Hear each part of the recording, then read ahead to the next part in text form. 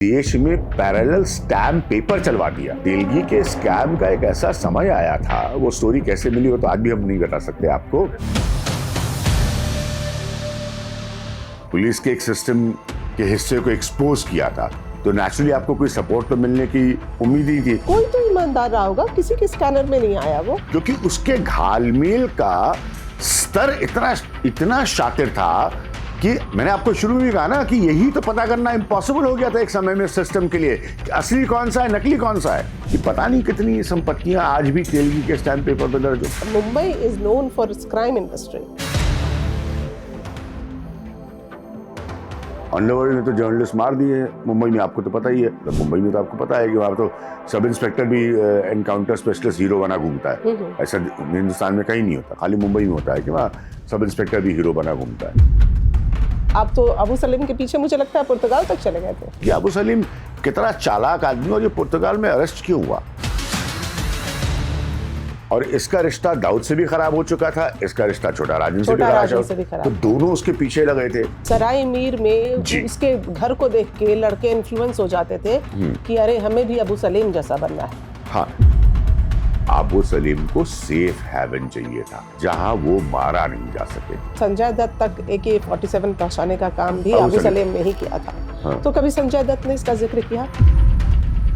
सलमान के साथ वाला किस्सा थोड़ा आपका फेमस है। उन पर आरोप लगा कि उन्होंने कार से शराब पी के कुछ लोगों को कुचल दिया। बहुत टफ इंटरव्यू था, बहुत कड़वे सवाल पूछे, इस तरह के सवाल पूछे कि शराब पीना कब छोड़ा। तो सलमान ने बड़े स्टाइल में कहा यस्टरडे। उसके बाद सलमान उठे तो फिर उन्होंने मुझे गले लगाया और कान में धीरे से बोला कि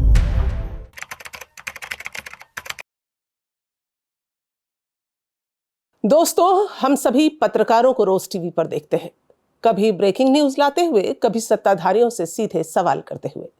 लेकिन सच्चाई को हमारे सामने लाने के पीछे कितनी मेहनत छिपी होती है, कितनी रातें, कितने जोखिम छिपे होते हैं, ये शायद हम समझ नहीं पाते।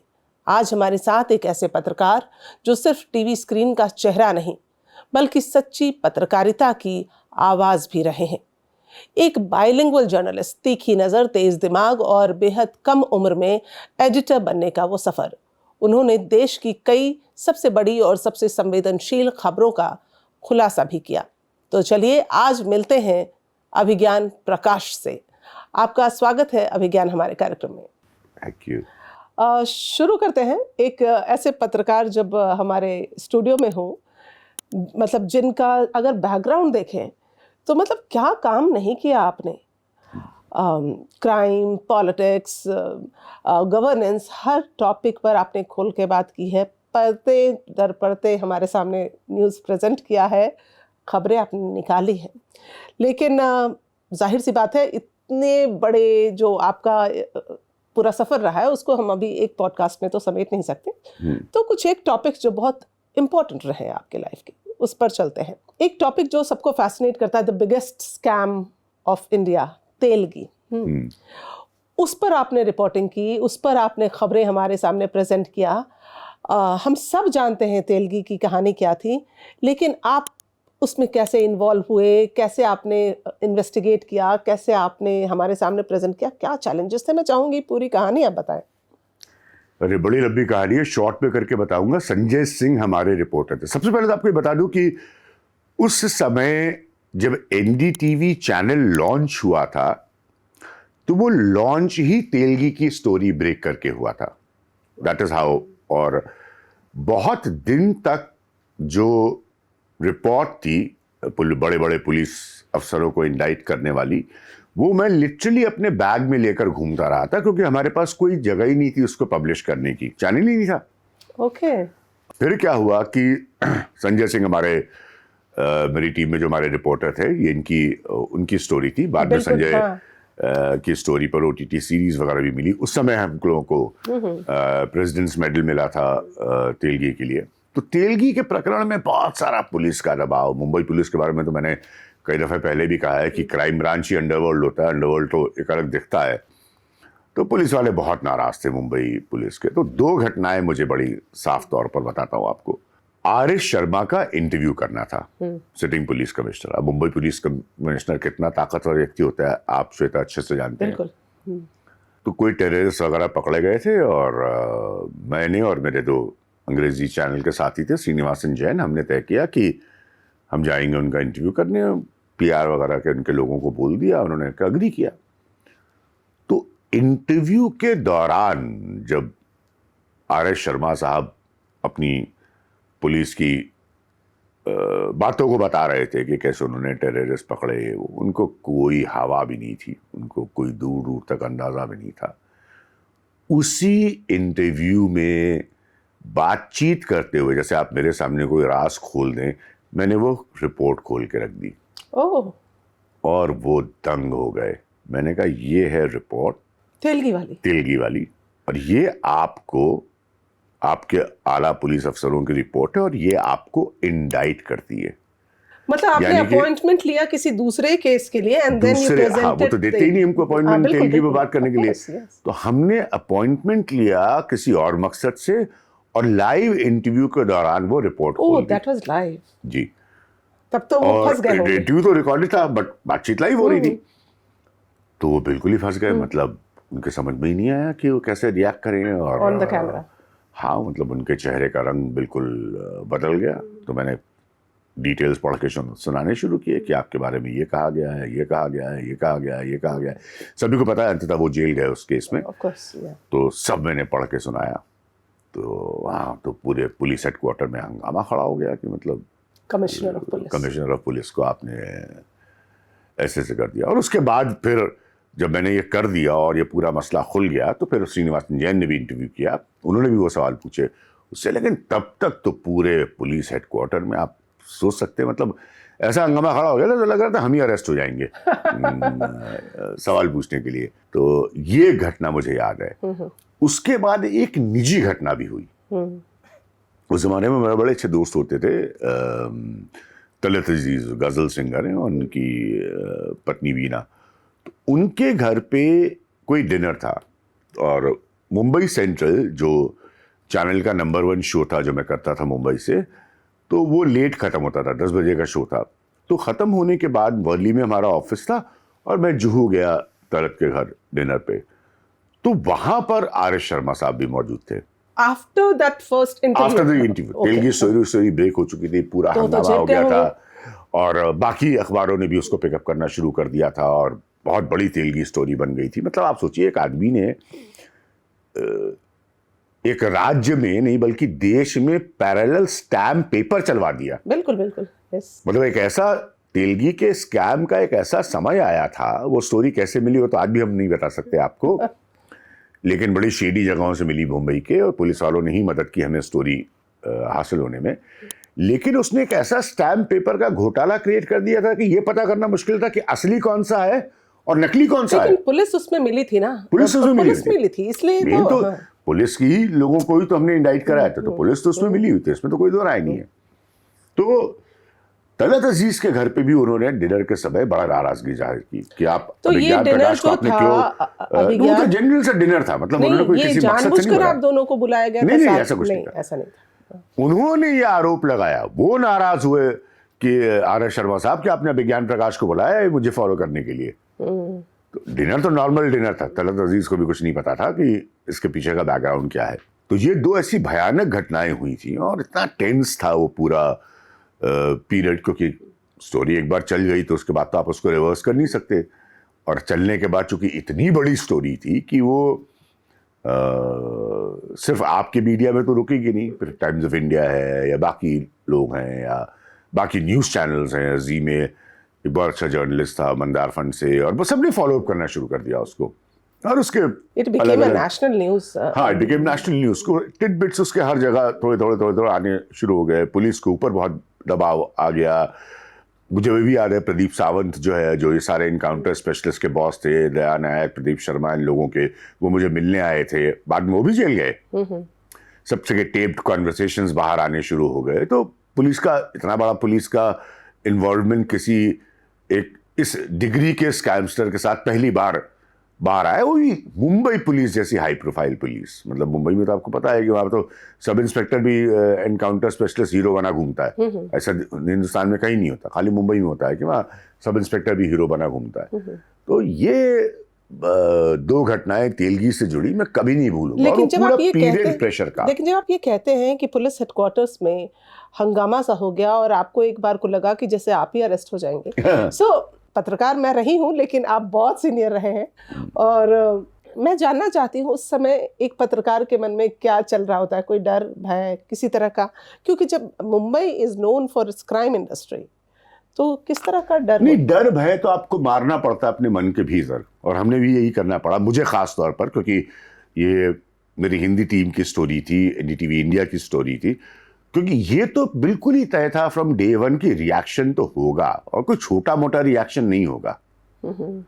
ऐसा नहीं होगा कि कोई लोग नाराज हो जाएंगे, नहीं नहीं, रिएक्शन तो होगा। आप पुलिस से लफड़ा ले रहे हैं, आपको तो पता ही है पुरानी कहावत कि पुलिस वाले को अगर आपने मार दिया तो सारी पुलिस आपके खिलाफ होती है। तो हमने कोई मारा वारा नहीं था, ऐसा कोई काम नहीं था, हमने पुलिस के एक सिस्टम के हिस्से को एक्सपोज किया था, तो नेचुरली आपको कोई सपोर्ट तो मिलने की उम्मीद ही थी।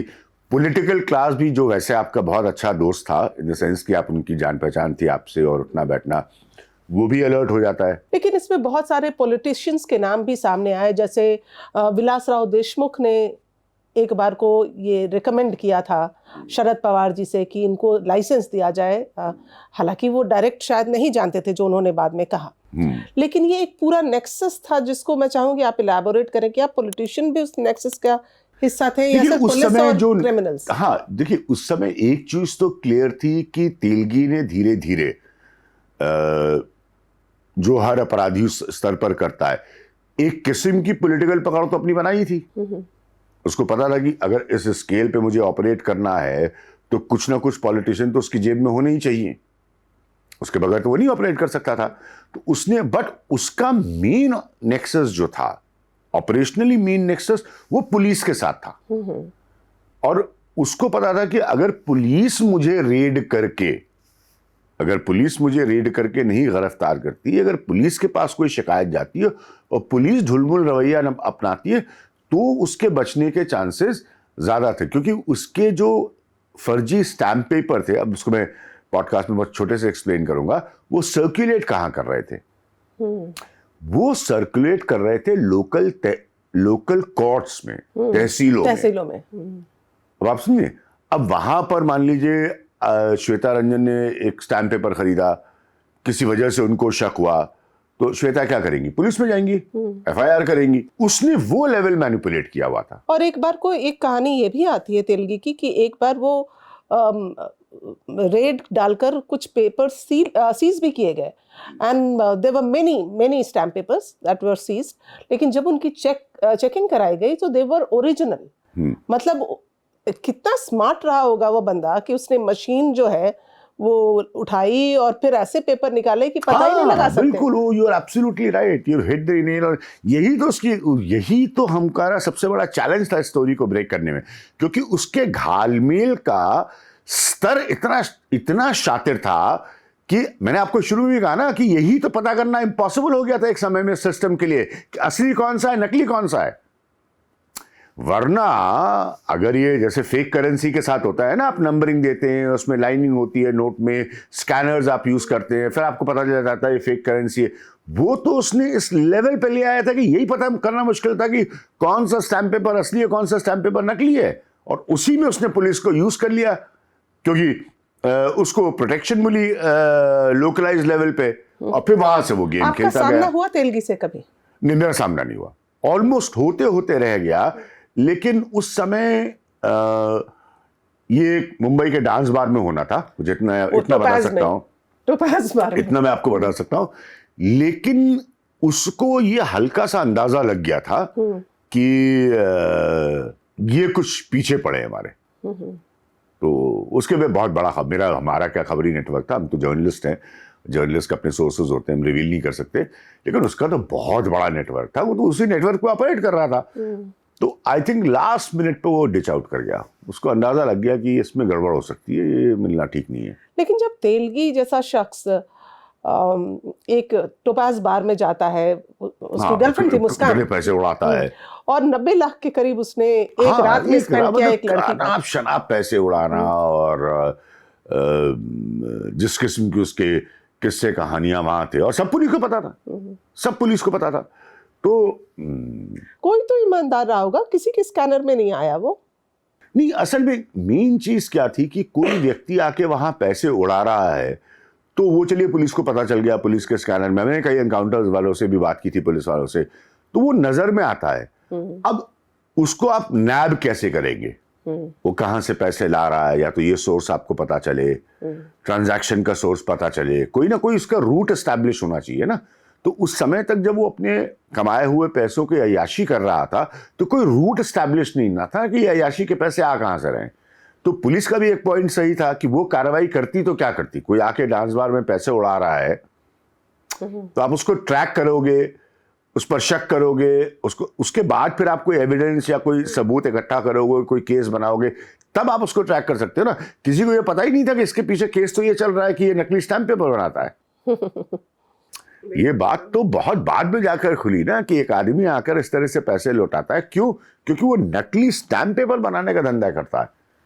और आप सोचिए कि एक बस लास्ट पॉइंट इस कहानी का सबसे बड़ा जो मुझे रिवीलिंग था उस समय, कि जब आगे इन्वेस्टिगेशंस होती रही और हमारे जर्नलिस्ट ने भी और इन्वेस्टिगेट किया, तो पता चला कि जैसे नोट नहीं होता, 10 रुपए का भी होता है, 500 रुपए का भी होता है, एक समय में 1000 रुपए का भी था, तो इसका भी यही हाल था। इसके स्टैम्प पेपर 10 रुपए वाले भी थे, 100 रुपए वाले भी थे और हजारों वाले भी थे। तो इतनी लंबी रेंज में ये चल रहा था कैश कलेक्शन के, कि मेरे ख्याल से तो जो भी नंबर आंकड़े उस वक्त आए होंगे, बहुत बड़ी बड़ी फिगर्स आई थी, इसका असली आकलन ही करना मुश्किल है कि इसने कितना बड़ा घोटाला कर दिया हो। भगवान जाने, मतलब मैं तो नहीं जानता, आज की तारीख में ये कहानी इतनी पुरानी हो गई कि पता नहीं कितनी संपत्तियां आज भी तेलगी के स्टैम्प पेपर पर दर्ज हो। लेकिन जब आप एज अ जर्नलिस्ट इस तरह की स्टोरीज ब्रेक होती हैं, जैसे अब संजय जी ने ये स्टोरी निकाली, और जर्नलिस्ट अक्सर कहते सुने जाते हैं कि मैं एडिटर था तो ऑब्वियसली मेरे ऊपर इतना प्रेशर था। हाँ। और सबको पता था, सारे पुलिस वाले मेरे दोस्त थे, मेरे जानने वाले थे, और हम तो अंदर से तैयारी थे। हम तो बल्कि चैनल के का वेट किया हमने कि चैनल खोले और हम ये स्टोरी खोले। तो वो प्रेशर तो था ही, क्योंकि चाहते तो थे ही ना कि किसी तरह से दब जाए स्टोरी, क्योंकि वो डायरेक्टली, इसे अंग्रेजी में कहते हैं, it was at the doorstep of Mumbai police. तो उन्हीं को इम्प्लिकेट कर रही थी, और बाद में वो लोग बरी हुए, कानूनी प्रक्रिया से गए, लेकिन शुरुआत में तो जेल जाना पड़ा। तेलगी की डेथ के बाद तो जितने लोग उसमें नाम थे सबको रिहा कर दिया गया, सबको छोड़ दिया गया। बहरहाल मैं ये पूछ रही थी कि जब सोर्सेस आप कहते हैं, हाँ, तो इस स्टोरी का सोर्स कौन था, आप बताना चाहेंगे? अभी आपने मना किया। एक पुलिस वाला ही था। ओके, हाँ। एक पुलिस वाला, देखिए बड़ा जर्नलिज्म में आप भी जानती हैं, आप एक अच्छी जर्नलिस्ट हैं, सोर्स तो बगल वाला ही देता है, बगल वाले की कहानी, तो पुलिस वाला ही सोर्स था। बट ये था कि हाँ, उस लेवल का नहीं था, वो नीचे का पुलिस वाला था। लेकिन जब ये स्टोरी ब्रेक करनी थी तो मन में चल रहा था कि करना चाहिए कि नहीं, किससे पंगा ले रहे हैं, ये तो बहुत बड़ी। पूरा प्रोसेस था, पूरा लीगल प्रोसेस था वो। तो जब तक रिपोर्ट, और यही तो आज का जर्नलिज्म गिर गया है, जिसका स्तर गिर गया है, रिसर्च गिर गई है, स्तर गिर गया, वो नहीं।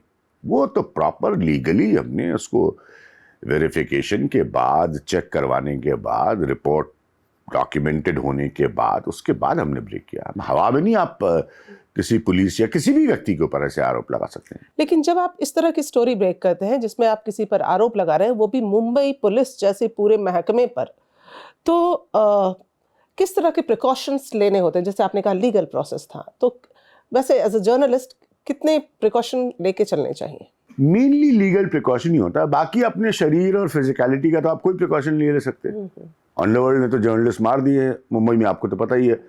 तो वैसा तो कोई प्रिकॉशन था ही नहीं। क्या कर सकते हैं आप कुछ नहीं कर सकते। आप तो स्टोरी फाइल करके अपने घर जा रहे हैं, आपके साथ कुछ हो गया, आप क्या कर लेंगे? ये हिंदुस्तान में कौन सा जर्नलिस्टों को प्रोटेक्शन मिलता है? यहाँ पे कौन सी बड़ी पेंशन स्कीम है जर्नलिस्टों की? जर्नलिस्टों का अपना करियर खत्म होने के बाद कितना बुरा हाल होता है, आप जानती हैं, मैं जानता हूँ। तो यहाँ तो ये सब सिस्टम है नहीं। आपने अपने रिस्क पे किया, कितने पत्रकार मार दिए जाते हैं। तो ऐसा तो कोई सिस्टम ही नहीं, क्या प्रिकॉशन लेंगे आप? सही बात। इतना खराब है यहाँ का पत्रकारिता और मीडिया का सिस्टम, यहाँ क्या प्रिकॉशन ले सकते हैं, going by taking the side of the हाँ वो power. बिल्कुल हाँ। तो आजकल के पत्रकार आजकल के तो बहुत सारे यही करते हैं, वो तो प्रिकॉशन क्या लेते हैं, वो तो स्टोरी उनके अगर हाथ लग गई वो स्टोरी लेके पहुंच जाते हैं कि बताइए आपकी स्टोरी है, हम क्या करें, कितने में डील करें, कितने में डील करें। हाँ, तो इसीलिए वही करप्शन आया। बट अगर तेरी जैसी स्टोरी तो उसमें आप उस समय क्या प्रोजेक्ट, मतलब मेरे तो पूरे संजय को बस सोचिए क्या प्रेशर रहा होगा। तो और पूरी शरद पवार की सरकार थी उस दौरान। हाँ, तो पूरे और विलास सारे पॉलिटिकल लोग आपके रोज के उठने बैठने वाले जानने वाले, तो आप सोच सकते हैं कितना वो है। लेकिन ऐसा कोई सिस्टम ही नहीं बनाया बट जहाँ उस समय कोई प्रोटेक्शन मिले पॉलिटिकल आपको। प्रेशर भी महसूस किया आपने? उतना नहीं, उतना नहीं होता था। नहीं, क्योंकि पॉलिटिशियन बहुत स्मार्ट होता है, बहुत चालाक होता है पॉलिटिशियन। वो जब उसने देख लिया कि ये तो हो गया ना, वो भी धीरे से हाथ पीछे कर लेता है। क्योंकि अब स्टोरी एक्सपोज हो गई, स्टोरी में क्रेडिबिलिटी है, स्टोरी में सब्सटेंस है, स्टोरी आगे जाने वाली है, तो पॉलिटिशियन भी समझ जाता है कि इसको डिफेंड करोगे तो खुद बदनाम हो जाओगे। तेलगी में सबसे ज्यादा नाम किसका आया था? छगन भुजबल का। छगन भुजबल का।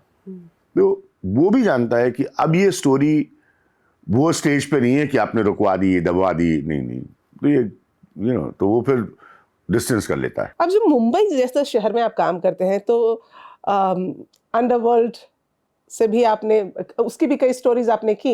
आप तो अबू सलीम के पीछे मुझे लगता है पुर्तगाल तक चले गए थे। हाँ, 20-21 दिन मुझे अभी भी याद है। मेरे पास तो रहने और उसके पैसे तक खत्म हो गए थे। और तो क्या कैसे था कैसे वो, क्यों गए आप उनके पीछे? इसलिए क्योंकि ये मैंने एक मिड डे में कॉलम लिखा था। बड़ा अच्छा सवाल पूछा श्वेता आपने। ये जरूर है लोगों को बताना कि अबू सलीम कितना चालाक आदमी और ये पुर्तगाल में अरेस्ट क्यों हुआ। Okay, so please. इसने तब ये फिगर आउट किया था कि यूरोप में कैपिटल पनिशमेंट नहीं होता, वो रिफॉर्मिस्ट पनिशमेंट में यकीन करते हैं अच्छा, पूरे ईयू में। तो this I was also not aware. जी, ये मैंने इसके ऊपर कॉलम लिखा था कि इसने, चूंकि इसका रिश्ता दाऊद से भी खराब हो चुका था, बहुत शातिर था, और इसका रिश्ता दाऊद से भी खराब हो चुका था, इसका रिश्ता छोटा राजन से भी खराब, तो दोनों उसके पीछे लगे थे। तो इसने एक ऐसा मुल्क ढूंढा जहां पर बहुत जबरदस्त गुजरातियों का सेटलमेंट। मैं पहली बार पोर्चुगल गया था अटल बिहारी वाजपेयी के साथ यूरोपियन यूनियन की एक कॉन्फ्रेंस कवर करने, वो प्राइम मिनिस्टर थे। और तब मैंने वहां पर जाकर देखा था कि महात्मा गांधी नहीं, जो सिटी सेंटर है वहां पर महात्मा गांधी की पत्नी बा की स्टैच्यू लगी है। तो गुजरातियों का बहुत डोमिनेंस था रहा है पोर्चुगल में। ये सब पे उसने अबू सलीम में सारी रिसर्च की, क्योंकि अबू सलीम का जो लॉयर था जोन नबायस उसका नाम था, उसको बैक कर रहा था क्रोएशियन माफिया। बड़ी कॉम्प्लिकेटेड कहानी है, ये इतनी हलवा कहानी नहीं है। थोड़ा आप समझाइए, दर्शकों को बहुत इंटरेस्ट आ रहा होगा कि ये पूरी कहानी क्या थी, और फिर आप कैसे क्या करने पहुंचे पुर्तगाल, वो क्यों गया? नहीं, हम लोग 3-4 जर्नलिस्ट वहां पहुंचे जब सीबीआई के जरिए हमें यहां दिल्ली में पता चला कि अबू सलीम अरेस्ट हुआ है। क्या अब मैं सिलसिलेवार आपको बताता हूँ। हाँ, क्या उसका स्ट्रॉन्ग होल्ड यहाँ से खत्म हो चुका था? मतलब छोटा राजन और दाऊद उसके पीछे पड़ चुके थे? नहीं, बढ़िया सवाल है आपका। सीधा खौफ किस चीज का होता है श्वेता? मौत का। अबू सलीम को पता था समीरा जमानी उसकी जो पत्नी थी वो यूएस में रहती थी। आरोप अभी भी ये है, अब कितना सही कितना गलत कि उसने टिप ऑफ किया, लेकिन अबू सलीम को सेफ हेवन चाहिए था जहां वो मारा नहीं जा सके। ठीक है, आप ऐसी कंट्रीज अंडरवर्ल्ड वाले देखती हैं, आप कितने कंट्रीज चेंज करते हैं, कभी मलेशिया फलाना ढिमाका। दूसरा, अबू सलीम को यह भी पता था कि इंडियन एजेंसीज भी पीछे लगी हैं। ठीक है, ये सारी कहानियां 93 ब्लास्ट के केस के बाद की हैं। तो 3 तरह से उसकी जान को खतरा था। दाऊद हिमसेल्फ, क्योंकि वहां से वो टूटा था, छोटा राजन से भी उसकी नहीं थी, और प्लस तो इंडियन एजेंसीज थी। तो उसने सारे प्लानिंग करके एक ऐसे, अच्छा साथ में उसकी एक नई गर्लफ्रेंड कम वाइफ मोनिका बेदी हो चुकी थी, जो उसके साथ रहती थी, घूमती थी। तो उसने ये सारी एक प्लानिंग के तहत किया कि हम ऐसे एक मुल्क में अरेस्ट हों जहां पर कानूनी तौर पर कानून में उसको प्रोटेक्शन मिले। क्यों प्रोटेक्शन मिले? पहली चीज, कैपिटल पनिशमेंट नहीं है, तो आजीवन वो जिंदा रहेगा। अब आपके पॉडकास्ट का आज मैं सबसे बड़ी हेडलाइन आपको दे देता हूं, या आप रिसर्च करके, उनकी लॉयर एक है लेडी, मैं नाम भूल रहा हूँ, अबू सलीम की। अबू सलीम बहुत जल्दी छूट जाएगा, 27 में छूट रहा है। हाँ, तो उसके डेट्स एग्जैक्ट नहीं, शायद 27 से हाँ, गवर्नमेंट प्ले कर रही है, 2027 हो सकता है थोड़ा, बट वो छूट जाएगा। ये इस वजह से छूट जाएगा कि वो सही जगह अरेस्ट हुआ 25 साल पहले, जहां पर लाल कृष्ण आडवाणी को लिस्बन हाई कोर्ट में गृह मंत्री होते हुए अंडरटेकिंग देनी थी कि उसको कोई फिजिकल हार्म नहीं होगा, और उन्होंने दी। तो ये सब उसने प्लान किया इस हिसाब से। और उसको क्रोएशियन माफिया से जुड़ा हुआ एक व्यक्ति वहां उस समय हमें बताते थे, वहां के लोकल जर्नलिस्ट, एक बहुत बड़ा क्रिमिनल लॉयर उसको मिला। तीसरी सबसे बड़ी बात जो आपके व्यूअर्स को समझाने के लिए, कि सबसे लंबा समय तो सीबीआई को यही साबित करने में लगा, जो बहुत बड़ी जीत है सीबीआई की, कि अबू सलीम है, वो तो पाकिस्तानी सिटीजन बताता था अपने आप को, अपना नाम बदल के रह रहा था, नाम बदल के, पासपोर्ट बदल के रह रहा था। तो सबसे बड़ा चैलेंज, एक्स्ट्रेडिशन ट्रीटी थी नहीं आपके पास पोर्चुगल के साथ, तो सबसे बड़ा चैलेंज ही आपका ये था, ये साबित करना कि ये तो अबू सलीम है। वो तो प्योर डिनायल में था फ्रॉम डे वन। हम लोग जब थे वहां पर, अबू सलीम और उसके लॉयर्स टोटल डिनायल में थे कि ये अबू सलीम है, आप क्वेश्चन कैसे कर रहे हैं? तो ये तो सीबीआई लड़ती रही लिस्बन हाई कोर्ट में, फिर जाके ये साबित हुआ कि अबू सलीम है। तो उसने, सोचिए कितनी प्लानिंग और बारीकी से सबको वर्कआउट करके तब वो एक्स्ट्राडाइट होकर इंडिया आया। और अब जैसे आप खुद ही कह रही है कि 27 में वो रिलीज हो जाएगा, तो उसने अपने आप को मल्टीपल, जान से बड़ी चीज क्या होती है, तो उसने अपने आप को मल्टीपल सेफ्टी हर लिहाज से दे दिया। वो 27 में निकल के क्या करता है वो और हम आप नहीं जानते। लेकिन एक बात बताइए, एक सीधा साधा बेहद ही डाउन ट्रॉडन सेक्शन से आने वाला अपने आजमगढ़ का लड़का, वो मुंबई जाकर इतना बड़ा साम्राज्य खड़ा कर लेता है और अपना नाम बना लेता है। हाँ। चाहता तो था कि फिल्मों में जाए, लेकिन बन गया डॉन। कहानी क्या है इसकी? अबू सलीम की कहानी बड़ी सिंपल है। मुंबई आते हैं लोग, छोटी सी अंधेरी में दुकान पे काम करता था, उसकी इलेक्ट्रिकल अप्लायंसेस, छोटे मोटे जो स्मगलिंग्स आते हैं बेचने बाचने की पर, और धीरे धीरे वहाँ के लोकल गैंग्स में काम करने लगा, और फिर बाकी गैंग्स के टच में। अब इसका बड़ा टर्न अराउंड उस समय है जब इसकी डी कंपनी ने इस्तेमाल किया उन लोगों में जो फिल्म इंडस्ट्री को धमकी देने के काम आए। ओके। छोटा शकील के कहने पर फिल्म इंडस्ट्री को धमकी देने के काम आए, वहां से इसने अपना गेम करना चालू किया। लेकिन मैं इससे बड़ी बात आपको बताता हूं, ये सब तो आपको बहुत सारे जगहों में बता दी जाएंगे, अबू सलीम की 50,000 स्टोरी आपको यूट्यूब पे मिल जाएंगी। इसने एक बहुत बड़ा काम किया जो पुलिस वालों ने भी मुझे उस समय समझाया। मुंबई में जो अंडरवर्ल्ड के लड़कों की सप्लाई लाइन थी, वो ज्यादातर विद इन महाराष्ट्र या आसपास के राज्यों से या अलग अलग जगहों से। मुंबई में सप्लाई लाइन उतनी बड़ी कभी उत्तर प्रदेश से नहीं आती थी। उत्तर प्रदेश का अपना अपराध था बहुत बड़ा। मेरी ये किताब है from Lucknow to Lutyens, it's a best seller. इसमें 2 चैप्टर्स हैं कास्ट क्रिमिनलाइजेशन पे, और बहुत पुराने क्रिमिनल्स की कहानी है इस पे। OTT बहुत इंटरेस्टेड था। अबू सलीम के बारे में भी मैंने इस पे लिखा है। सबसे बड़ा फर्क तब आया जब उसने ये सप्लाई लाइन इंट्रोड्यूस की अंडरवर्ल्ड को from his native place. What I read, कि सराय मीर में उसके घर को देख के लड़के इन्फ्लुएंस हो जाते थे कि अरे हमें भी अबू सलीम जैसा बनना है। हाँ, शुरुआत में तो वैसा नहीं था, क्योंकि शुरुआत में तो इसने सिर्फ एक PCO खोला था। वो भी खोलने का मकसद था कि इधर उधर फोन कर सके। PCO बहुत बड़ी चीज होती थी उस जमाने में। उसके बाद थोड़ा पैसा वैसा आया और अंडरवर्ल्ड से ये ज्यादा लिंक हुआ। लेकिन बड़ा बदलाव तब आया जब इसने ये स्ट्रैटेजी लगाई कि अगर मैं यहां से कम दाम में और बहुत ही सस्ते में लड़के पकड़ के ले आऊं, मुंबई में उनसे अपराध करवाऊं, और उसके बाद वो लड़के, सबसे ज्यादा फेमस रेलवे स्टेशन ये काम के लिए था माहिम, वो लड़के ट्रेन पकड़ के यहां से निकल जाएं और निकल जाए सीधे और नेपाल। कोई हिस्ट्री तो है नहीं महाराष्ट्र में। महाराष्ट्र में बिल्कुल सही बात, क्योंकि महाराष्ट्र के पुलिस क्राइम में कोई हिस्ट्री नहीं है। बाकी गैंगस्टर्स के और शार्प शूटर्स के और सबकी हिस्ट्री होती थी, इनकी कोई हिस्ट्री नहीं है, तो इनका पता ही नहीं चलेगा। और थोड़े ये- पैसे के लिए जो बेरोजगारी, ये थोड़े जो बेरोजगार थे ये थोड़े पैसे के लिए करने के लिए तैयार थे, इनको कि इनका क्या जाना था। तो उस समय अनऑफिशियली ये बताया जाता है, पुलिस वाले ही बताते हैं, फिर बहुत सारे मेरे पुलिस के बहुत आला अफसर दोस्त हुए यूपी के, वो बताते हैं कि ये लड़के मुश्किल से 5,000 10,000 के लिए भी अपराध करने को और तैयार फिर हो वो जाते कहाँ थे। भागते थे आफ्टर डूइंग? ज्यादातर नेपाल भागते थे। कुछ लड़के अगर गैंग समझती थी कि ज्यादा काबिल हैं और उनके काम आएंगे तो फिर वो दुबई तक एक्सपोर्ट कर दिए जाते थे, फिर वो गैंग का एक हिस्सा हो जाते थे। ये पूरा सिस्टम अबू सलेम ने ये बनाया। अबू सलेम ने बनाया। ये बहुत कम लोग इसको समझ पाते हैं।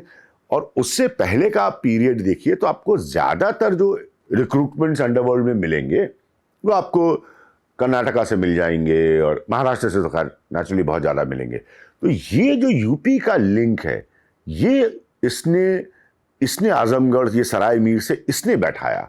और उसके बाद फिर पुलिस ने जाके वहां पर टैप करना शुरू किया। फिर पता चलता रहे तो अभी अबू सलेम में इतना बड़ा घर बना लिया वहां पर। लोकल हीरो की कहानी तो होती है हर जगह, नौजवान इंप्रेस हो जाते हैं, गलत काम से तो ज्यादा इंप्रेस हो जाते हैं। तो इसी तरह से वो इंप्रेस हुआ, ने कहा देखो ये आदमी कहाँ से कहाँ पहुंच गया गलत काम करके। तो जैसे दाऊद इब्राहिम या छोटा राजन से जब इसकी दूरियां बननी शुरू हुई, और तो वजह क्या थी? कहते हैं कि उसमें छोटा राजन ने ही कान भरे, बट सच्चाई क्या है? कुछ आपने इन्वेस्टिगेट किया था? नहीं, वजह तो इस तरह की थी कि भाई ये सेल्फ एम्बिशियस हो गया था ना। असली मतलब देखिए, बहुत सारे लोग बहुत थ्योरीज बनाते हैं, सच्चाई है कि हर कोई इंसान होता है, अपराधी भी इंसान होता है। ये सेल्फ एम्बिशियस हो गया था और ये चाहता था कि जो हिस्सा है बॉलीवुड को डरा के धमका के उसको ऑपरेट करने का वो ये करे। ये सेल्फ एम्बिशियस हो गया था। जैसे छोटा राजन ने अपनी एक रीजनिंग दी कि 93 के ब्लास्ट के बाद वो अलग हो गया क्योंकि उसको लगा दाऊद ने राष्ट्र के देश के खिलाफ काम किया, इसलिए मैं दाऊद के साथ नहीं रह सकता। आपको अपराध में क्या वजह हो सकती है और क्या नेशनलिज्म हो सकता है? अपराध तो अपराध होता है। तो उसने ये वजह बनाई अपनी। सिमिलरली अबू सलीम की वजह एम्बिशन थी, क्योंकि उसको लगा कि हम इसको क्यों नहीं ग्रिप कर सकते, हम क्यों छोटा शक के लिए बाकी लोगों के लिए करें। लेकिन गुलशन कुमार मर्डर केस के बाद चूंकि इसका नाम एकदम से शॉर्ट अप हुआ अबू सलीम का, तो उसके बाद जो पर्सनल कॉन्वर्सेशन में मैं नाम नहीं ले सकता पुलिस वालों के और बहुत हाई प्रोफाइल हैं, सबको आप जानते हैं, तो उन्होंने कहा कि मैंने उससे पूछा, वो बोला कि उसके बाद जब हमने इसको टैप किया है, उन्होंने ट्रैक किया, ज्यादातर ये था कि इसका एम्बिशन अपना आ गया था ना, हम इसको करें फिर तो हम अपने से ऑपरेट करें, ये चीजें थी। सो 93 के ब्लास्ट में इसने RDX लाने का काम किया था मुंबई शहर में, ये उसकी खबर थी। बहरहाल आपका कभी सामना हुआ? नहीं, इसके साथ भी मैं उस कश्मीरी रेस्टोरेंट में कई बार गया, जरूर बताऊंगा, जहां ये और मोनिका बेदी खाना खाने आते थे लिस्बन में। रेस्टोरेंट ओनर ने हमको जैसा कि होता है हमें प्रॉमिस भी किया था कि हम मिलवा देंगे, लेकिन इवेंचुअली ऐसा हो नहीं पाया, ये अरेस्ट हो गया, तो इवेंचुअली ऐसा हो नहीं पाया। लेकिन हम उस पीरियड में थे जहाँ एक संभावना बनी थी कि इससे मुलाकात, इसको एक कश्मीरी रेस्टोरेंट बहुत पसंद था, ये वहाँ पे आता था मोनिका भी, बड़ी लग्जरियस लाइफस्टाइल जी रहा था लिस्बन में, कोई तकलीफ वकलीफ में नहीं था, ऐसा कुछ भी नहीं है। सारा, जैसे मैं आपको फिर रिपीट कर रहा हूँ, सब मैंने इसके बारे में मिड डे में तब एक कॉलम में लिखा था, ये सारी इसकी प्री प्लानिंग थी। मतलब even his arrest was pre planned, not his arrest but to settle down in Lisbon. और अगर अरेस्ट हो जाता है तो ऐसी मुल्क में अरेस्ट होगा जहां मौत नहीं मिलेगी ना, इससे अच्छा क्या चाहिए? और मौत आप अगर अरेस्ट हो गया तो कोई अंडरवर्ल्ड भी नहीं छू सकता और इंडिया भी नहीं छू सकती, तो इससे अच्छा प्लानिंग आपको क्या चाहिए? तो जान भी बच गई, दाऊद से भी बच गई जान। तो संजय दत्त को बहुत क्लोजली जानते हैं, और संजय दत्त तक AK-47 पहुंचाने का काम भी अबू सलेम ने ही किया था। तो कभी संजय दत्त ने इसका जिक्र किया? नहीं, संजू से बहुत बातें हुई हमारी और बहुत डिस्कशंस हुए हैं, और संजू का अपना पॉइंट ऑफ व्यू हमेशा उसने बाहर भी रखा है, मुझसे भी पर्सनली कहा है, और कई बार हम लोग की बड़ी इंटेंस डिस्कशन हुई है। Sanju is like an elder brother to me always भी। तो वो एक फियर था, वो उस फियर को नहीं वो कर पाया, ओवरकम कर पाया, और बॉलीवुड इतने नेफेरियस तरीके से उस समय ऑपरेट करता था कि पैसा वगैरह और इंडल्जेंस तो अंडरवर्ल्ड की भयानक थी ना।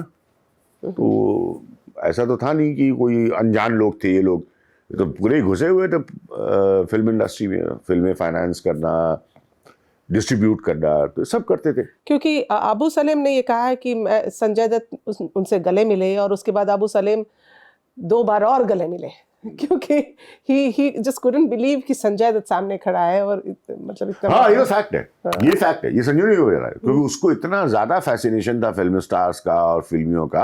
ये तो मतलब आप समझिए कि जैसे आप किसी को कहिए ना कि यार ये फलाना सामान इनके पास पहुंचाना है, तो 4 लोग होंगे तो उसमें से एक कहेगा मैं लेने जाऊंगा, यानी कि उसको ज्यादा अट्रैक्शन होगा कि उस व्यक्ति विशेष। तो ये तो सच है कि अगर मान लीजिए कभी कोई ऐसी स्थिति थी भी कि हाँ AK-47 पहुंचानी है संजय दत्त के घर, तो सबसे पहले अबू सलीम तैयार हुए, क्योंकि उसको सच में बहुत फैसिनेशन था फिल्म स्टार्स का, संजय दत्त का, या और भी लोगों का होगा। तो ये तो था, वो तो बहुत खुश था संजय दत्त को, मतलब उसको क्या पता था कि उसकी जिंदगी बर्बाद कर रहा है, लेकिन वो तो बहुत खुश था संजय दत्त को मिलके। और कहा जाता है कि अबू सलेम हमेशा बिल्कुल ड्रेस्ड, वेल ड्रेस्ड और बहुत मतलब हैंडसम क्रिमिनल कहलाता था वो। हाँ, ऑलवेज। वो तो उसको लॉयर ने हमको लिस्बन में तब बताया था कि he liked good food, he liked good living. ज़बान तो नहीं आती थी, नेचुरली पढ़ा लिखा उतना नहीं था वो, बट शो ऑफ में उसके कोई कमी नहीं थी, वो सबका उसको तब से शौक था। तो थोड़ा फिल्मी इन्फ्लुएंस भी था, तो इसलिए फिल्मी वालों से वो ज्यादा अट्रैक्टेड था। गर्लफ्रेंड भी उसकी फिल्मी ही बनी। हाँ, गर्लफ्रेंड भी फिल्मी ही बनी, ठीक है। तो उसको ये सब अट्रैक्शन तो था, इसमें तो कोई दो राय नहीं, वो उस टाइप का था। और संजय दत्त वाली भी स्टोरी बिल्कुल 100% सही है। तो उसको भयानक AK-47 देना तो था ही एक गलत काम, पर उससे ज्यादा तो उसको एक्साइटमेंट था संजय दत्त को मिलने का। अच्छा, ये मोनिका बेदी वाली कहानी क्या है कि मतलब वो फिल्म दिलाने के नाम पर उसने मोनिका बेदी को, उसका मैं ज्यादा डिटेल नहीं जानता, लेकिन नेचुरली है क्योंकि वो अपकमिंग एक्ट्रेस है, ये प्रोड्यूसरों को धमका रहा है, अंडरवर्ल्ड का मैस्कॉट है, फेस बना हुआ है, तो उससे फिर आपकी क्लोजनेस हो जाती है, क्योंकि इसकी इतनी हैसियत तो थी कि इतने घटनाओं की अंजाम दे चुका था कि किसी को उठा के फ़ोन लगाए तो आदमी फ़ोन सुनता था। तो यही उसी से ये क्लोजनेस हुई। फिर धीरे धीरे इनका अपना पर्सनल रिलेशन, वो तो मैं नहीं जानता मोनिका बेदी के बारे में कुछ भी, तो वो फिर डेवलप किया होगा। तो काम ही दिलाने के लिए मेन होता है आपको एक resource. And coming back to the first question Abu Salem वाला, कि आप जब वहाँ पहुँचे पुर्तगाल, तो आप वो 14 दिन आप रहे वहाँ, कितने? हाँ, तकरीबन 20 दिन, 14 दिन, लेकिन हाँ थोड़ा एक्सटेंड हो गया था, क्योंकि हाँ, मैंने तो कहा 20 दिनों में what did you try to investigate, और कितना चैलेंजिंग था वो, और क्या मतलब एज अ जर्नलिस्ट? देखिए, 2 चीजें हम कोशिश कर रहे थे, एक में तो सफलता नहीं मिली, वो तो नेचुरल है कि अबू सलीम मिल जाए हमें, हमारी उससे मुलाकात हो जाए, बात हो जाए, तो वो तो नहीं हुआ। लेकिन एक में सफलता मिली कि उसका लॉयर और उसके वेयर अबाउट्स और उसके लिंकेजेस हमें मिल गए, तो वो था, बट बहुत मुश्किल था। लोकल जर्नलिस्ट ने हेल्प की इधर उधर, तो अनजान जगह में आप घूम रहे हैं तो बस घूमते ही रहते हैं, 10-15 दिन तो पता ही नहीं चलते ना, इसका फ़ोन लगाया, उसको फ़ोन लगाया। CBI की टीम हमारे साथ थी, तो वो भी ढूंढ रही थी, वो भी पता कर रही थी, तो उनसे भी थोड़ी हेल्प भी। तो होता है कि भाई आपको लीड्स मिलती हैं, किसी ने कुछ बताया, किसी ने कुछ बताया। सो वहाँ वो कर क्या रहा था? क्या मतलब बिल्कुल एक शांत जीवन जी रहा था या फिर क्राइम ही कर रहा था? नहीं, वहाँ तो वो शांत जीवन जी रहा था, क्योंकि ये एरियाज या ये लैंड्स होती हैं ऐसी जहां पर आपके क्राइम को वेलकम नहीं किया जा सकता। देखिए, दुबई की भी एक बड़ी इंटरेस्टिंग कहानी है ना। दाऊद दुबई क्यों छोड़ा दाऊद ने? क्योंकि दुबई में जब उसका गैंग वॉर दुबई की सड़कों पर आ गया ना, तो फिर शेखों ने बर्दाश्त नहीं किया। ये कंट्रीज नहीं टॉलरेट करती। आप आइए, अपना काम अपने से जो आपको करना है बाहर करिए, यहां तो वहां पे वो लोग क्या क्राइम करेगा? बिल्कुल। पोर्चुगल में कौन सा बॉलीवुड इसको धमकी देगा?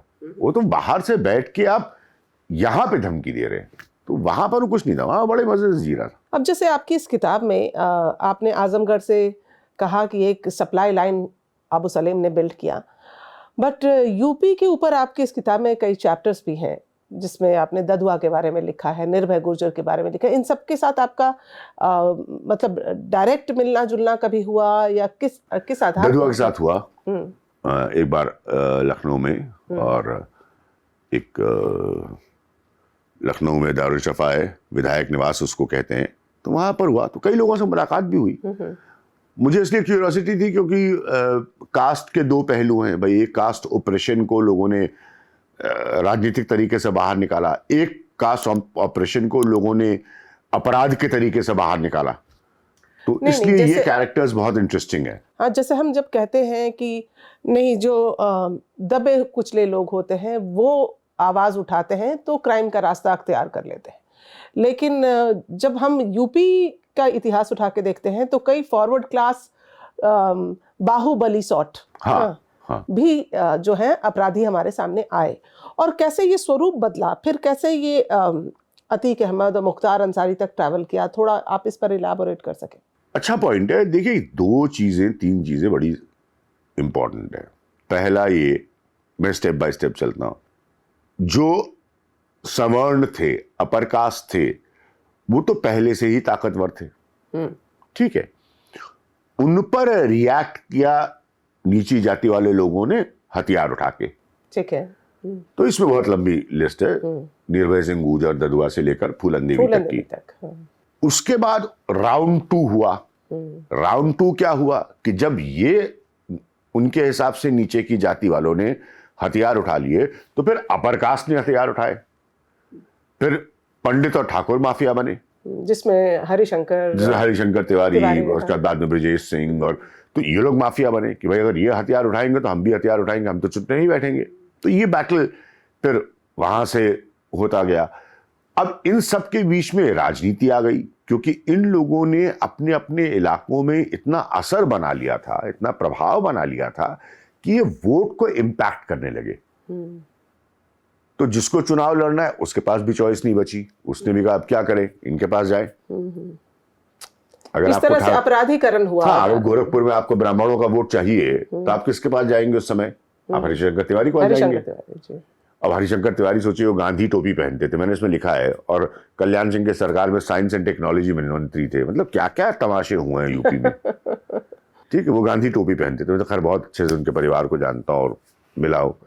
तो इन लोगों ने फिर राजनीति लाना शुरू किया। अब राजनीति के आने के बाद तीसरा पहलू आया कम्युनलिज्म। कास्ट हो गया, कास्ट के रिएक्शन में अपर कास्ट का माफिया बनना हो गया, और उसका थर्ड एस्पेक्ट आया कम्युनलिज्म, हिंदू मुसलमान। उसमें फिर पैदा हुआ ये मुख्तार अंसारी वाला। ये सब एक ही जगह का प्लेग्राउंड है ज्यादातर, ईस्टर्न यूपी। प्लेग्राउंड जो है वो एक ही इलाके का है, जो कि उत्तर प्रदेश का पर कैपिटा, मैंने पूरा लिखा है ईस्टर्न यूपी के बारे में इस किताब में, पर कैपिटा एग्री इनकम का लोएस्ट और पुअरेस्ट और सबसे आबादी वाला है, जहां से योगी आदित्यनाथ आते हैं। इनके मठ पर भी दबंगई के आरोप लगे हैं एक समय के, ठीक है। तो ये सब उसी में हुआ। फिर अंत में कम्युनल एंगल आया, और जैसे ही कम्युनल एंगल आया, हिंदू मुसलमान का एंगल आया, तो फिर ये वाला हिस्सा उठा, मुख्तार अंसारी वाला, अतीक अहमद वाला। तो ये सब एक रिएक्शन है, एक स्थिति का एक रिएक्शन है। कुछ लोगों ने इसको बहुत दबाने की कोशिश की और इस पर कड़ी कार्रवाई की। वीर बहादुर सिंह ने की, कांग्रेस के मुख्यमंत्री थे, कल्याण सिंह ने की, बट ये सब उसी से निकला। वो श्री प्रकाश शुक्ला जैसे अपराधी निकले, वो तो ब्राह्मण लड़का था, वो ब्राह्मण लड़का था, लेकिन एक ऐसे समय पर निकला जहां पर ब्राह्मण रिवोल्ट कर रहे थे ठाकुरों के खिलाफ। ये बड़ा बारीक सी चीजें हैं, इसको समझने की जरूरत है। और वो अपने पागलपन में, मतलब गुंडा बनने के नशे में, वो किसी हद तक चला गया। जब ये लोग अपराधी हो जाते तो अपराधी अपराधी होता है ना, फिर कौन से ब्राह्मण और कौन से यादव और अपराधी तो अल्टीमेटली अपराधी होता है, ये समझने की जरूरत है। तो वो फिर अपने अपराध के सुरूर में कहां तक चला गया, अल्टीमेटली पुलिस को उसको एनकाउंटर करके मारना पड़ा। तो ये सारी कहानियां बहुत कॉम्प्लिकेटेड थी। इसका ही जो पीरियड है 90s का, जो मैं क्यों इसका जिक्र कर रहा था अबू सलीम का, अबू सलीम समझता था ये बातों को, वो चालाक आदमी था। जितना मैंने उसको पढ़ा और रिसर्च किया, तो वो उसने उस पीरियड को, ये पीरियड वगैरह सब मैच करता है। उसी समय उसने इन लड़कों को उठाना शुरू किया, क्योंकि ये 90s का पीरियड जो है वो उत्तर प्रदेश की राजनीति स्टेबल नहीं थी, सरकारें गिर जाती थी। 97 कैबिनेट मिनिस्टर्स को लेकर एक गवर्नमेंट बनाई थी कल्याण सिंह ने। तो बहुत उथल पुथल का ये पूरा 90 का दौर था। उसने नब्ज पकड़ लिया था, उसने नब्ज पकड़ ली थी कि ऐसे दौर में स्वाभाविक है कि नौजवान अपराध की तरफ आकर्षित होगा, और यही टाइम है मेरे लिए उन नौजवानों को अपनी तरफ खींचने का। वेरी क्लेवर, वेरी क्लेवर, हाँ, वेरी क्लेवर। और फिर उसके बाद कम्युनल एंगल आया, कम्युनल एंगल जिसमें आपको एक्सप्लेन कर दिया कि फिर वो मुख्तार अंसारी और आतिक अहमद वाला तो दौर जैसे आया। अभी जो हालात है उत्तर प्रदेश के, अब बिहार के बाद चुनाव वहां भी होने हैं, एक पॉलिटिकल एनालिस्ट के तौर पर अगर आप पूछूं, क्योंकि आपने पॉलिटिक्स में भी बहुत काम किया है, तो क्या आपकी असेसमेंट क्या कहती है? अभी तो योगी जी तो जाने वाले लगते नहीं है। नहीं, योगी जी के लिए अच्छा समय है, और अभी तो 1 साल 1.5 साल बचा है, तो कोई प्रिडिक्शन करना तो उत्तर प्रदेश के बारे में बहुत मुश्किल है। लेकिन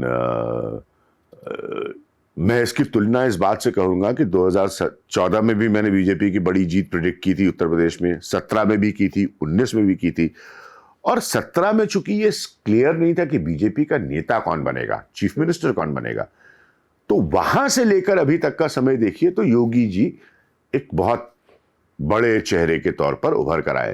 please remember, he was never projected as the chief minister in 2017। BJP की गवर्नमेंट आने के बाद वो चीफ मिनिस्टर बने, जैसा बीजेपी का हमेशा रहता है, जैसा हमेशा रहता है। तो कई बार बीजेपी अपने मन से डिक्लेयर करती है लीडर, कई बार नहीं करती है। तो योगी जी उसके बाद नेता बने हैं। तो उस 2017 की पोजीशन में और आज की पोजीशन में योगी जी बहुत सबसे बड़ा चेहरा है बीजेपी का, जहां तक सवाल है उत्तर प्रदेश में।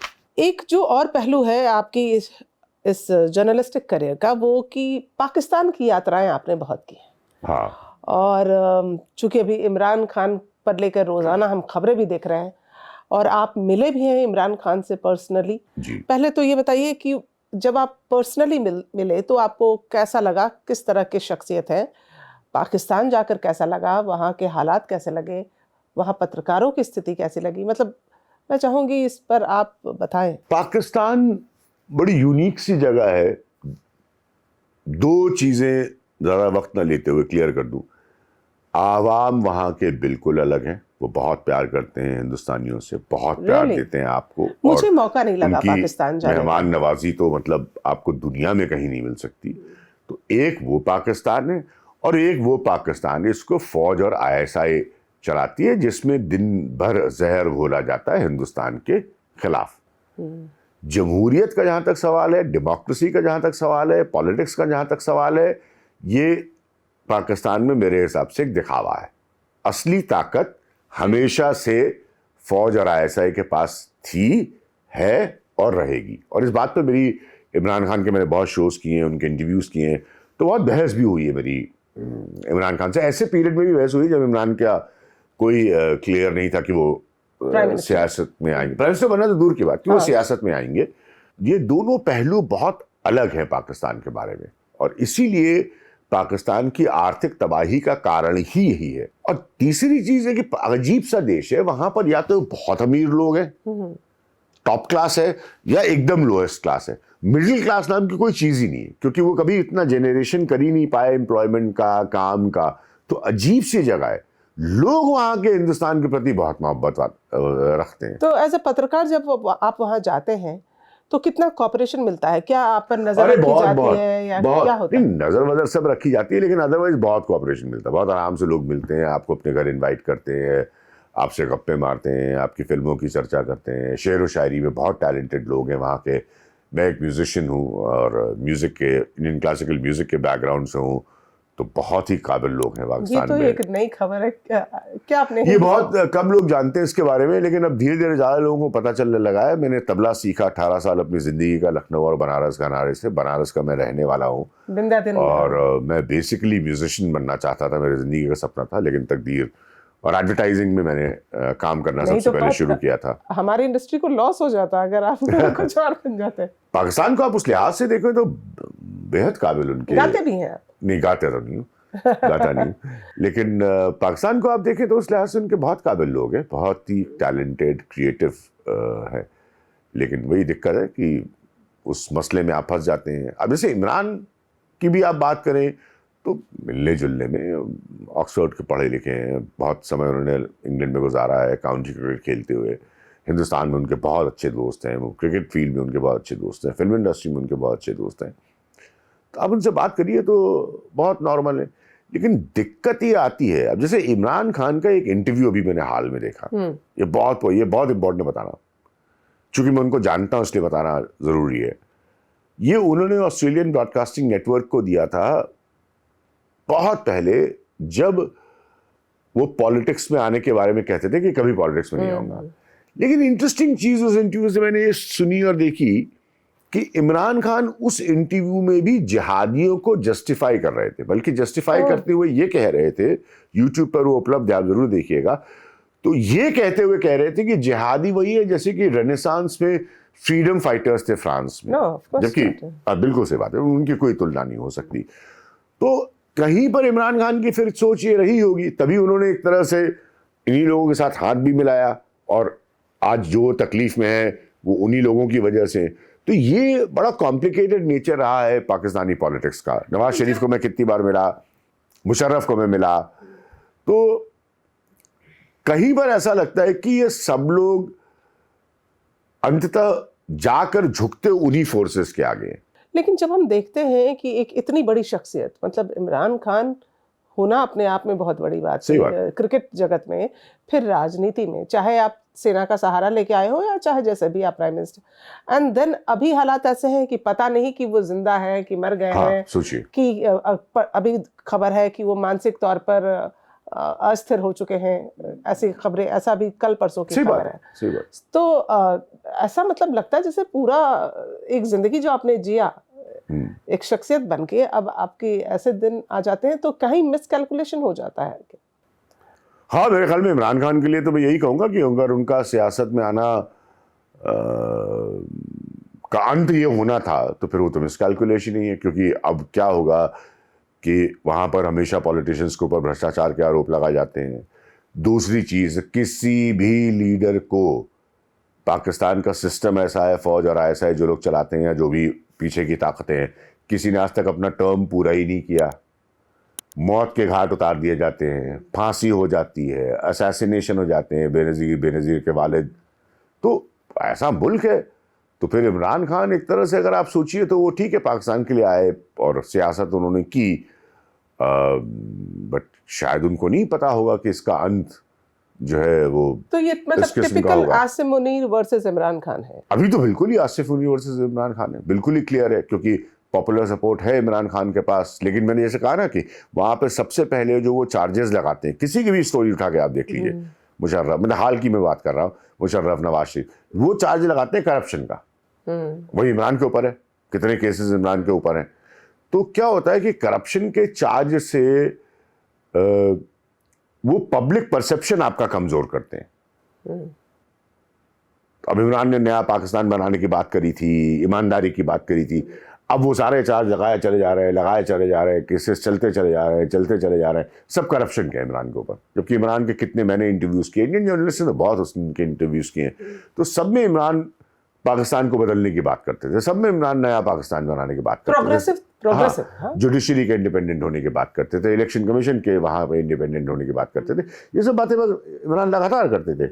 लेकिन अब उनके ऊपर जो केसेस हैं वो बिल्कुल ही मनी साइफनिंग के हैं, करप्शन के हैं, तो इमेज कमजोर की है। तो मदरसे से पढ़े हुए, कहा जाता है कि बिल्कुल एक टिपिकल माइंडसेट है उनका, और बिल्कुल जिहादियों जैसी उनकी सोच है, और वो मैच नहीं कर सकती एक प्रोग्रेसिव थॉट के साथ जो इमरान खान का बता रहे हैं, उससे तो मैच नहीं है। इमरान खान ने जिहादियों को खुद जस्टिफाई किया, तो मुझे तो थोड़ा डाउट होता है इमरान खान की भी सोच को लेकर।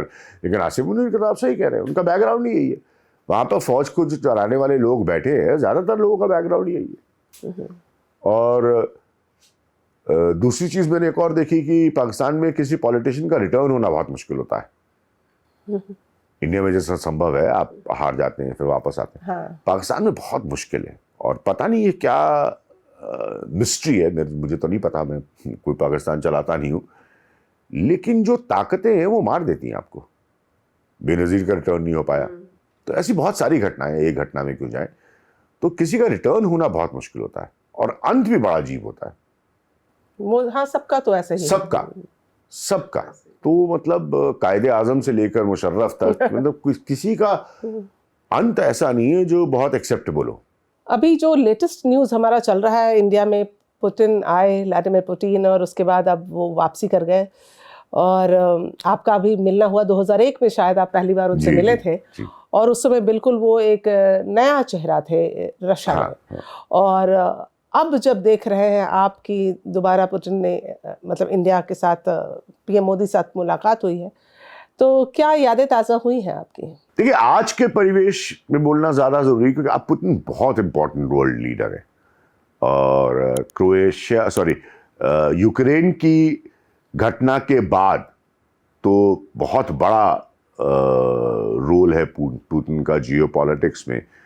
इंडिया का पुतिन को बुलाना और उनको इनवाइट कर उनको ये अहमियत देना, ये भी बहुत बड़ा मैसेज लेकर जाएगा जियोपॉलिटिक्स में। बल्कि मैं इसको इस बात से तुलना करता हूँ, इसकी चूँकि एकदम अलग विषय है, अलग पॉडकास्ट हम कर सकते हैं, लेकिन अगर आपको याद हो तो हिंदुस्तान ने एक ऐसा समय देखा है जब कोल्ड वॉर अपने पीक पे था। रशिया नहीं था, यूएसएसआर था, और हमारी बहुत अच्छी दोस्ती थी। इंदिरा गांधी हमारी प्रधानमंत्री थी और अमेरिका से हमारे अच्छे रिश्ते भी थे, लेकिन हल्के तनावपूर्ण भी थे। और बहुत सारे किस्से निक्सन के साथ, रिचर्ड निक्सन के साथ इंदिरा गांधी की मुलाकातों के। लेकिन उस समय भी इंदिरा गांधी ने बहुत यूनिक काम किया था। इंदिरा गांधी सार्वजनिक तौर पर फिदेल कास्त्रो से मित्रता रखती थी। सार्वजनिक मतलब जो एनिमी नंबर 1 था अमेरिका का, वो सार्वजनिक तौर पर यासर अराफात से दोस्ती रखती थी, फोटोएं खिंचवाती थी, जो अमेरिका को नहीं अच्छी लगती थी। तो मेरे हिसाब से ये बहुत दिलचस्प है, क्योंकि जो अभी पुतिन साहब की यात्रा है यहाँ पर, और मोदी को उसका क्रेडिट जाना चाहिए कि मोदी ने एक स्टैंड लिया है पुतिन पर, और एक पूरा नेटो एलाइज का एक पूरा पश्चिमी वर्ग है, और यूरोप के भी बहुत देश उसमें शामिल है, जो आज पुतिन को बहुत भयानक तौर पे नापसंद करते हैं। बिल्कुल। यूक्रेन वॉर की वजह से। तो ये बड़ा इंटरेस्टिंग होगा देखना कि यहाँ से ये रिलेशनशिप कहाँ जाती है, और अमेरिका अंततः भारत के प्रति कैसे रिएक्ट करता है। लेकिन ये उसी घटनाओं की मुझे याद दिलाता है जो इंदिरा गांधी ने एक समय दिखाया था कि हम अपना निर्णय खुद लेते हैं, हम आज़ाद देश हैं, हमारे अमेरिका से बहुत अच्छे संबंध हैं। इसका मतलब ये नहीं कि हम अमेरिका के इशारों पर फिदेल कास्त्रो से संबंध नहीं रखेंगे। तो ये बहुत बड़ी चीज़ है। और आपको फिदेल कास्त्रो को तो पता ही है कितने बड़े वो दुश्मन थे अमेरिका के। तो इससे मोदी जी की खुद की इमेज भी और देश की इमेज भी दोनों बहुत मजबूत हुई है, मतलब। हाँ, दोनों मजबूत होगी, क्योंकि आप चाइना भी बहुत बड़ा प्लेयर है इस रीजन का। चाइना से आपके कॉन्फ्लिक्ट्स रहे हैं, तो ये इतना सिंपलिस्टिक नहीं है। लेकिन आप एक मैसेज जरूर आपने दिया है। आगे क्या होगा, डिप्लोमेसी एक फाइन आर्ट होती है, तो ग्रे होता है, उसमें कोई ब्लैक एंड वाइट तो होता नहीं डिप्लोमेसी में। लेकिन ये मैसेज आपने जरूर दे दिया कि भाई हम अपने हिसाब से अपने निर्णय लेंगे, या अपनी दोस्तियां रखेंगे, या अपनी जान पहचान रखेंगे। हमें कोई गाइड नहीं करेगा इन रिश्तों को रखने के लिए। तो पुतिन का आने का मतलब मेरे हिसाब से ये इंडिया का जो स्टैंड होता है वो है कि यूक्रेन के साथ भी हमारे अच्छे ही रिलेशन है, और रशिया के साथ भी हमारे अच्छे ही रिलेशन है। तो ये कहीं ना कहीं एक ऐसी छवि भी बिल्ड होती है कि strategically India is very much sound. मतलब अगर दोनों शत्रुओं से दोस्ती है तो strategically India is going great. हाँ, क्योंकि आप बहुत बड़ी मार्केट है ना, आप इंडिया बहुत बड़ी मार्केट है और रशिया बायर है। तो आप आराम से इस चीज को चाहें, क्योंकि अब मैंने कहा ना ये सारे विषय ऐसे ही कि मैं सिंप्लीफाई करने की कोशिश कर रहा हूं, बट बैकग्राउंड में क्या है? बैकग्राउंड में है टैरिफ वॉर जो अमेरिका ने शुरू किया। तो इंडिया अपने मार्केट के ऑप्शंस को क्यों नहीं खोलेगा औरों के लिए? खोल के चलेगा। तो बैकग्राउंड में तो टैरिफ वॉर है ना। तो अगर आप टैरिफ वॉर को देखिए तो आप अपने ऑप्शंस खोल के चलेंगे। तो उस हिसाब से तो इंडिया ने बिल्कुल सही किया है, कुछ भी गलत नहीं किया है। कि आप क्यों किसी पे ऐसा दिखाएं कि आप बहुत डिपेंडेंट हैं, या क्यों आप ऐसी स्थिति लाएं कि भाई ऐसा हो गया वैसा हो गया। तो आपको ऐसा करने की जरूरत नहीं है। आप इंडिया है, आप अपनी सॉवरेनिटी पे बने रहिए, आप अपनी डिग्निटी पे बने रहिए, और आप अपने आप को एक मार्केट के तौर पर ग्लोबल मार्केट में रखिए, जो कि आप हैं, और आप बहुत बड़े प्लेयर हैं, इस पर कोई दो राय नहीं। एक वीडियो बहुत वायरल हो रहा है कि पुतिन कार से उतरते हैं और पहले वो जो बॉडीगार्ड है या जो भी वहाँ पर एक्स पर्सन खड़ा है, he is shaking hand with that person. तो ये दिखा रहा है कि पुतिन जो है पहले राजनेताओं से मिलने से पहले वो उनको भी इज्जत दे रहे हैं जो आसपास उनकी सुरक्षा के लिए खड़े हैं। उनका नेचर, उनका बिहेवियर ऐसा है। आप मिले हैं तो पहले? नहीं, उस समय तो बहुत बहुत पुरानी बात है, तब तो मैं नहीं कह सकता कि But he nature. wasn't that powerful also then. हाँ, लेकिन इन सब का तो फौज का बैकग्राउंड है ना, सर्विसेज का बैकग्राउंड है, तो सोल्जर को रिस्पेक्ट करना मेरे लिए तो कोई नई चीज़ नहीं होगी अगर पुतिन साहब ने ऐसा किया है। तो इन सब का उस तरह का बैकग्राउंड है, वही पुतिन भी वहीं से निकल के आए हैं, तो इसलिए नेचुरल होता है। हमारे यहाँ पे बहुत अलग है, क्योंकि हमारे यहाँ पॉलिटिशियंस का बहुत कम ऐसा बैकग्राउंड होता है, बट वर्ल्ड लीडर्स को अगर आप देखें तो बहुतों की इतिहास में आप जाएंगे तो उनका बैकग्राउंड होता है वो फौज से निकल कर आने का। तो वो हो सकता है उनका वो स्वभाव हो कि वो एक सिक्योरिटी ऑफिसर को पहले ग्रीट करे, क्योंकि फौज में ये सब तालीम आपको दी जाती है। फ्यूचरिस्टिकली ट्रेड को देखते हुए पुतिन की विजिट बहुत इंपॉर्टेंट है।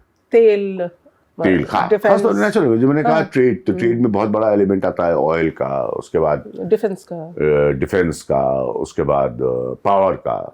तो उसके हिसाब से कोई भी अच्छा देश जब अलग अलग हिस्सों से व्यापार करता है तो ये कोई नहीं मैसेज किसी को ये देना चाहेगा कि हम सिर्फ आप पर ही निर्भर हैं। तो उस हिसाब से मेरे पॉइंट ऑफ व्यू से ये बहुत अच्छा मैसेज है भारत की तरफ से, जो कि अमेरिका को जा सकता है और बाकी दुनिया के देशों को भी जा सकता है कि भाई हम भारत हैं और हम आज़ाद हैं किसी से भी कोई काम करने के लिए। तो इसका मतलब नहीं हम आपके दुश्मन हो गए, लेकिन नए दोस्त बनाना कोई हमारे लिए गुनाह नहीं है। तो टॉपिक्स तो बहुत है जहन में, लेकिन मुझे लगता है कि एक और पॉडकास्ट आपके साथ प्लान करना पड़ेगा जिसमें हम बाकी के, मतलब अभी आपकी लाइफ से अगर कहानियां निकाली जाए तो मुझे लगता है 10 किताबें भी कम पड़ जाएंगी। हाँ। बहुत लोग कहते हैं थोड़ा, हाँ, मेरे बारे में, मेरी लाइफ के बारे में, बहुत सारी ऐसी चीजें हैं जो मैं नहीं बात कर पाता। मे बी नेक्स्ट टाइम हम लोग उसके ऊपर बात करेंगे। बॉलीवुड रह गया है अभी। हाँ, बॉलीवुड वो भी एक बहुत बड़ा हिस्सा रहा है मेरी जिंदगी का। हाँ। बॉलीवुड आपने कभी ऐसे कवर नहीं किया? नहीं, मतलब थोड़ा बहुत। नहीं, मेरी पूरी एक एंटरटेनमेंट टीम थी और उससे ज्यादा मेरे खुद के अपने बहुत दोस्त यार थे वहां पे, तो उस वजह से बहुत क्लोजनेस रही। सलमान के साथ वाला किस्सा थोड़ा आपका फेमस है, वो जब कार से उन्होंने। हाँ, सलमान का बस ये था कि मैं उस समय सलमान को जानता नहीं था और उन पर आरोप लगा कि उन्होंने कार से शराब पी के कुछ लोगों को कुचल दिया। तो फिर संजू ने और कुछ लोगों ने मेरी मदद की एक इंटरव्यू लाइन अप करने में, और ये बात है 20 सितंबर 2002 की। हाँ, और फिर इंटरव्यू हुआ, बहुत टफ इंटरव्यू था। सलमान साहब ने उसके बाद उठकर मुझे किस सेंस में, मतलब बहुत कड़वे सवाल पूछे, इस तरह के सवाल पूछे कि शराब पीना कब छोड़ा। तो सलमान ने बड़े स्टाइल में कहा येस्टरडे। तो मैंने कहा पक्का कह रहे हैं? तो उसके बाद सलमान उठे तो फिर उन्होंने मुझे गले लगाया और कान में धीरे से बोला कि आपने तो मेरी ये चलाना मत, नहीं, धीरे से बोला कि नहीं, ये सब नहीं कहा, चलाना वलाना मत, तो मैं किसी की आज तक नहीं सुनी मैंने। तो ये मेरे कान में ज़रूर कहा सलमान ने कि मतलब अब आपने ठीक से सवाल किए मुझसे। तो फिर इंटरव्यू के कुछ हिस्से चलने के बाद फिर शाम को उन्होंने मुझे घर बुलाया। हम एक दोस्त थे, 2 लोग और थे, उनका नाम नहीं लेना चाहूँगा। तो फिर अच्छा खासा बहस हुई हमारी, और सलमान को पता नहीं था कि इंटरव्यू का इतना तगड़ा इम्पैक्ट हो जाएगा इतना कम समय में। तो फिर बहुत लोग आए बीच बचाव करने वाले, कहीं महेश भट्ट का फ़ोन आ रहा है, कहीं इसका फ़ोन आ रहा है। खैर इंटरव्यू तो चल गया था, इंटरव्यूज़ को हटाने वटाने का तो कोई सवाल ही नहीं पैदा होता था। बट उस समय सलमान को रियलाइज़ नहीं हुआ था उन्होंने क्या क्या कह दिया है। बाद में हुआ और कस के बहस वगैरह हुई हमारी रात को उनके घर पर, सलमान के, उनका छोटा सा घर है जहाँ वो रहते हैं। फिर बाद में उन लोगों की दोस्ती हुई, फिर हमारी जान पहचान बढ़ी। That is how I met Salman for the first time. ढेर सारे किस्से हैं जो आपसे सुनूंगी फिर अगले पॉडकास्ट में।